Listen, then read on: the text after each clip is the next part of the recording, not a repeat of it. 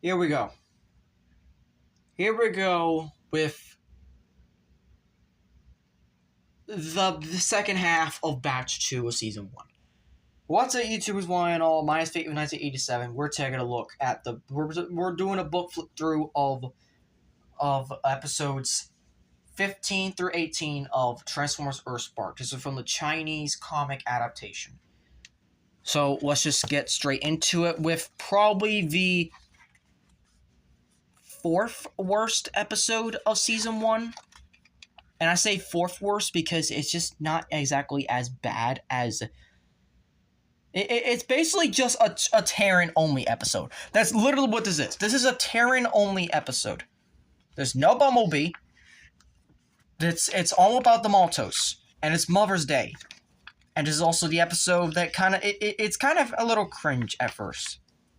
Actually, to be honest, scratch it. Scratch that. This episode is all about cringe. But it also drops a huge plot point that just never gets picked up again until Season 2. And then just never get picked up again after that. And I'm like, what is it? But anyways, this is Bare Necessities. Which, as you expect, is about a bear.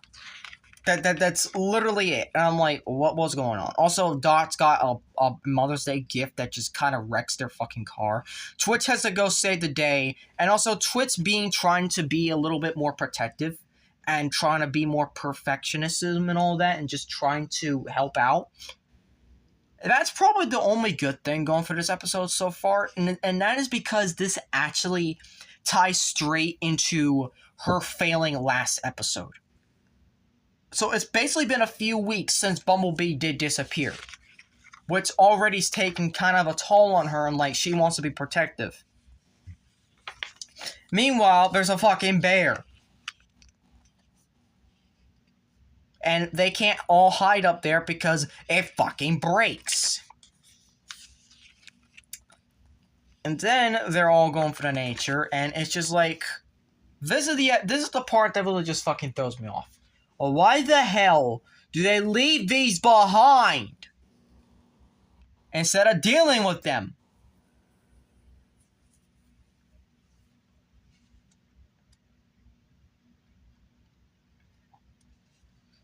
I really don't know. Like, this is probably... And then this is where people say... Yeah, remember that Cocaine Bear movie that came out? Yeah, they basically fucking did it. They literally just did... They just basically... This bear's on drugs. That's basically what this is. Bear is on Energon drugs. With the Terrans. And this is... Wait, what the fuck?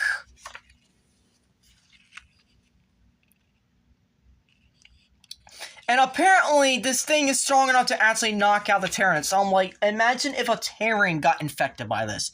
What would fucking happen? Honestly, I have not tried that in my AU just yet. I'm still planning out a lot of shit, but like, I don't know. Like, I really want the Energon... I really kind of like the Energon plot. It kind of drives more to the fact that Ghost is really fucked up and insane. So, like, yeah, I kind of wish there was more dumb on this. But as it stands, nope, it's just this episode and never again.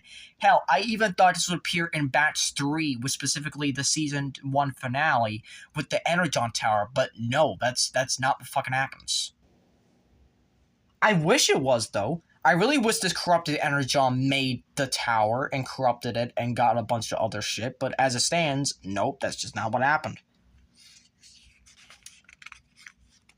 And then we basically get like a little rescue bots like a moment where it's just like, oh yeah, suddenly the human has to get rescued. Because they had to save it for a fucking waterfall. And the same thing with the bear. Baby bear. And then like, what the fucking hell is this bullshit with this? Like this is probably the weirdest episode of the entire season. And then they just do a fucking dance and then... Yeah, it was a ghost agent all along. And that's it. That's the end of the episode. That's it. Bye. Done.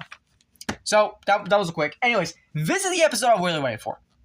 Warzone. They cut off the beginning of the episode. You know what? For the comic, that is totally fair. For the comic, that's totally fair. So anyways, they're at the Space Marine Memorial Park. And as it turns out, this is also the only English in the entire fucking book. As it turns out, with this, it's apparently the 15th anniversary of the war ending, which would put the show at 2021.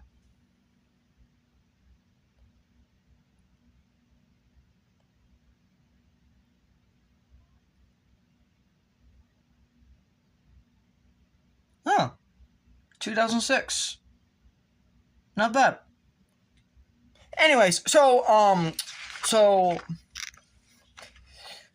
now I know the official timeline of the official show. For me, I just stick with the present day, like 2024, 2023, something like that. I just do, because it just feels more natural that way. But anyways, so they got the Allspark, they're talking about it. They got all these names, which really, these names mean nothing, because they're basically the exact same thing written over and over again. They bring in the cyber flowers from IDW, but they mean something similar yet different. And it's just so good to have a lot of IDW references. We get the Decepticons going through like bullshit. We get like Blitzwing, Astro Train. We have the Insecticons shooting at, like, everything is just going to hell. This is what happened during the Transformers War. No wonder they just don't talk about it, because it's really kind of brutal. No wonder the only flashback sequence they had was, well, Megatron's a traitor. Megatron called him a traitor. They literally call him a traitor, even though he's the one that threw the Allspark into it. And then here we get Shockwave. Possibly my favorite Season 2 character. Shockwave. I really do like Shockwave in this show. Yeah, his alt mode completely sucks. Yeah, his design kind of sucks. But hey, his characterization is good enough for me.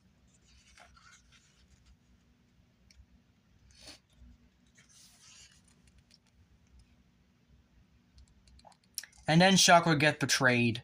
But then you might be wondering, how does Shockwave break out in this episode? Well, this is in a deleted scene.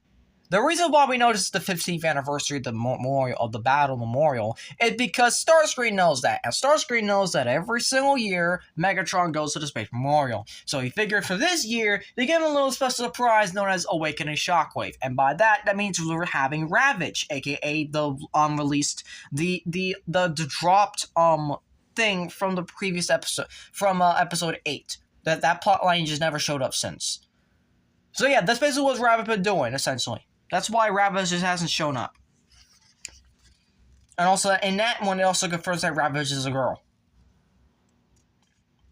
And it's also the more screen time with Starscream, ironically enough, but like, they cut the fucking lines. They cut it, and like, it just makes no sense about why they cut it. But anyways, and then this is where the biggest mystery of the show comes in, and we still do not have a fucking answer.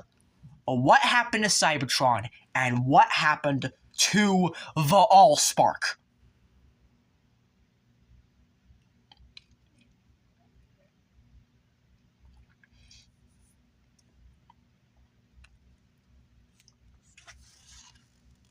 And then Shockwave breaks out.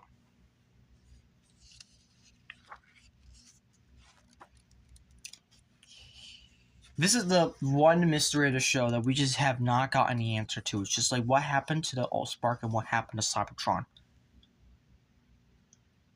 I'm hoping that these last 8 episodes finally answer that, because I hope we go to Cybertron. I hope we see new characters. Or at the very least, have one final good moment with some of the characters that we spend a lot of time with. Am I going to be looking forward to the human screen time? Hell no. But like, that's just mainly any Transformers show at this point. They just don't do humans right anymore. Anywho, so there's a bunch of shit.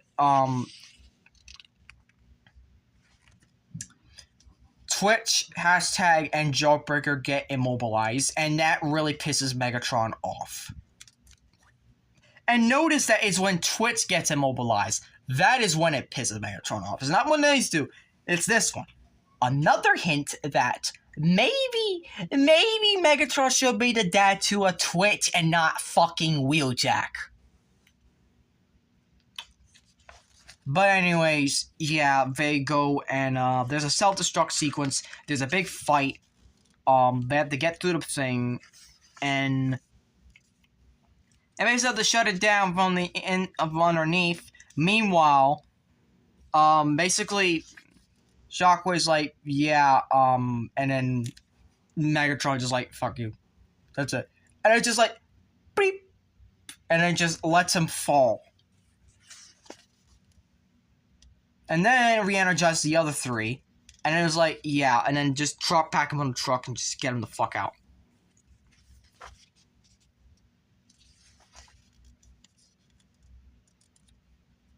And then, yeah, Space for Memorial.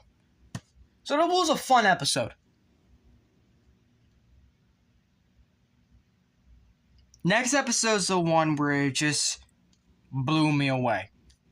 Next episode is by far the best batch finale of season 1. I think best batch finale of the entire series goes to season 2 part 2, unfortunately, which we're not gonna get adaptations for, which good enough for me. Anyways, so we have Brawl versus Bumblebee. There's a reason why I have a fucking Brawl figure, the colored like Deep Desert Brawl, because that's basically what this is. I wanted a Brawl figure. They never gave it to me, so I just bought the deluxe from Revenge of the Fallen. Done. Works so fucking well. And it's just, this fight is just a lot of shit. And then, of course, they tease Grimlock, and then they cut to the humans, and there's just shenanigans. And you know what? I don't care much for the Nightshade stuff at this point. Alright, Nightshade had their time. Their time's pretty much over. And this is also where the characterization pretty much just kind of dwindles down to being a joke for Season 2. Jawbreaker gets tricked by a fucking human. The other human is kind of a jerk. Transformers go home.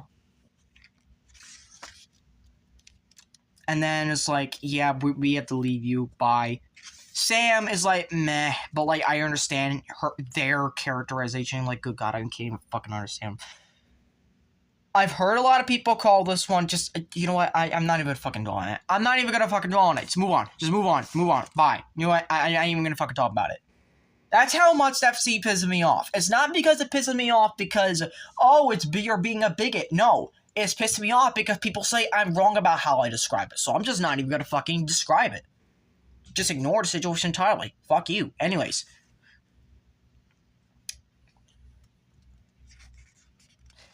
So, Jawbreaker, Bumblebee, fake fight, and then we get the real big boy himself, Grimlock, who is just not himself, and then, Laserbeak here. One of the funniest characters of the episode. Anyways. So, they're fighting, and then they just, like, fucking Mandroid jump scare. I was not expecting this guy to be back. Also, he's definitely taking a look at Brawl's weapon arm. Like, he definitely wants that one. And then also, not to mention, we have the control badge, which is big foreshadowing to later. They knock it off of Grimlock, and then Grimlock just goes fucking haywire, and then the episode ends, and we have a reunion. Which should have been more bittersweet, because it really should have been more emotional, because this is the part where Twitch should have been kind of in tears, instead of like, oh yeah, they're back. Bruh. So much going on in this episode. Also, this episode is so much, these two episodes are so much worse in my AU, trust me. I don't want to spoil it. Then again, I'm probably not rewriting anyway, so who fucking cares. Anyways, so then we get to episode 18, Home Part 2. This right here is the episode that really just set it straight in stone. This is For season 1, better than Transformers Prime. I hate to say it, but this show really just showed what it can do with this one batch partner. Anyways, so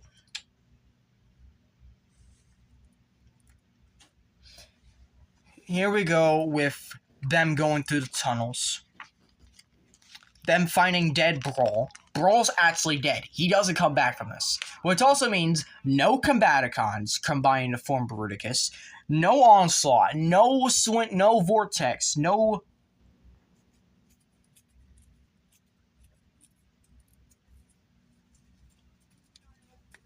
Because there's Swindle as well, but there's also no...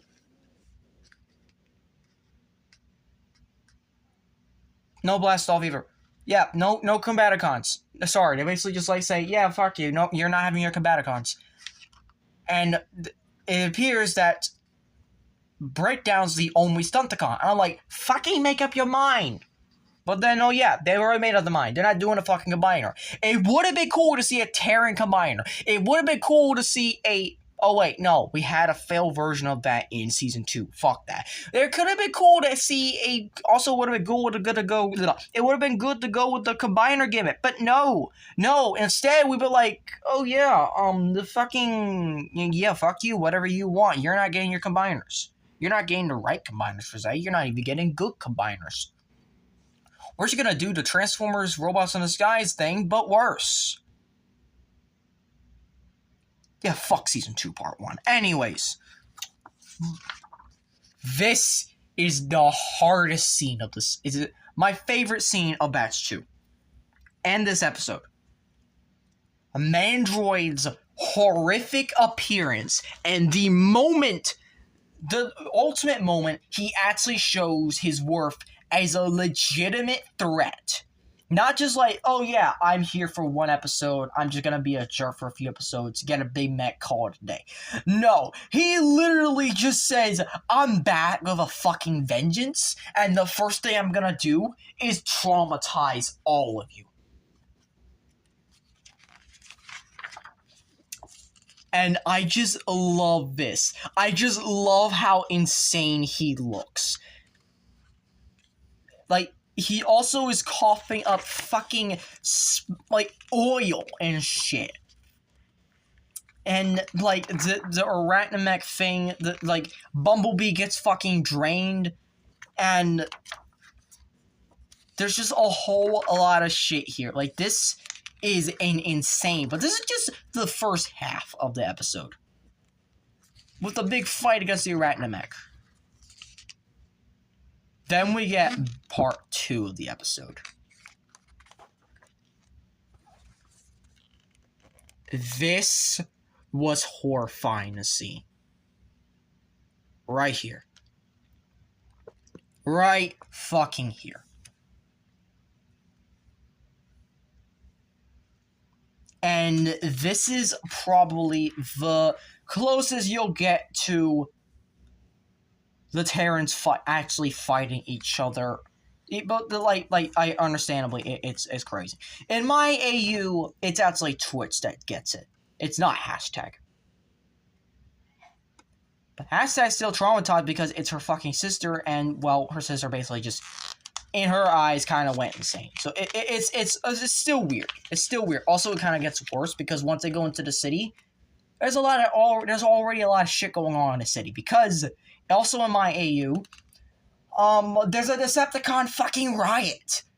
There's a scene much like Transformers 1 Megatron beatdown on Starscream, plus the High Guard going in, like, all around the fucking place, bombing the shit out of it, like if it's the new High Guard bombing the shit out of the old High Guard base. And it's just a lot of references, but very clever ones that build up the story, build up the stakes, and ultimately lead to the darkest version of this episode I could probably think of. Because holy fuck, this episode just goes hard as in my AU. I do not understand why I went as hard as I did, but it just also builds up more the foreshadowing that maybe Twitch is not exactly a completely good person. Because also in the previous episode with with what's it fucking called? Warzone, Twitch kind of goes off a rocker a little bit. No, she does not get it. She does not get turned into into stone like the others. No, that's actually Nightshade. Nightshade gets it. And also humans too. So that's already kind of like that moment where like you kind of fucked up. But anyways, going back to it, we have basically hashtag getting tortured. This is basically kind of the same thing in my AU, except it's Twitch getting tortured, but who cares? Also, the very thing that happens in these episodes in my AU is going to set up the season 2 main antagonist. I won't explain who that is. I just know that it's just these episodes are the direct culmination of what's going to happen there. But anyways, there's a bunch of shit, and then yeah, Quintus pretty much helps them out, but only because you're hurting children. In Bats 2, in Bats 3, you'll see that Quintus is kind of a big fucking jerk.